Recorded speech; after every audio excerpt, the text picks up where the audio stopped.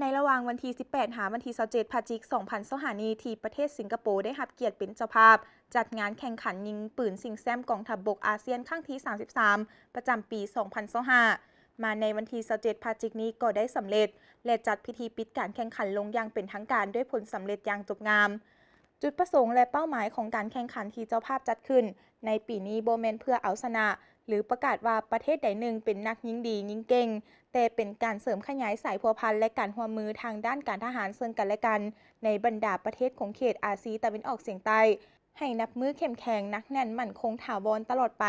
เข้าร่วมเป็นประธานในพิธีแข่งขันในครั้งนี้แมนทานพลตรีไซเตอร์เซียนผู้บัญชาการทหารสูงสุดมีบรรดาผู้บัญชาการทหารบกในขอบเขตประเทศอาเซียนเข้าร่วมกฎกติกาในการแข่งขันแต่ละปีจะมีการเปลี่ยนแปลงไปตามประเทศที่เจ้าภาพกำหนดขึ้นมาเอง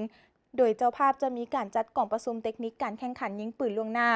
5-6 เดือนก่อนจะแข่งขันตัวจริงซึ่งในปีนี้เจ้าภาพได้วางกติกาการแข่งขันมีการจกสลากแบ่งสายการแข่งออกเป็น 4 ทีมโดยเอานักกีฬาแต่ละประเภทบรรจุเข้าในแต่ละทีมแล้วแบ่งสายทำการแข่งขันผ่านการแข่งขันตัวจริงในระยะ 2 วันผลออกมาแมนทีมที่ได้อันดับ 1 อินโดนีเซียอันดับ 2 ฟิลิปปินส์อันดับ 3 สิงคโปร์ส่วนทีมนักกีฬายิงปืนลาวแมนได้อันดับที่ 5 ซึ่งญาติมาได้ 10 เหรียญคำ 8 เหรียญเงิน และ 10 เหรียญทองแดงไล่อันดับตามเหรียญที่ได้สำหรับปีต่อไปแมนประเทศมาเลเซียจะได้รับเกียรติเป็นเจ้าภาพจัดการแข่งขันในเดือน 11 ปี 2026 ส่วนนักกีฬาของลาวและประเทศต่างๆที่เข้าร่วมในการแข่งขันในปีนี้แมนเดินทางกลับคืนประเทศของตนในวันที่ 28 พฤศจิกายน 2025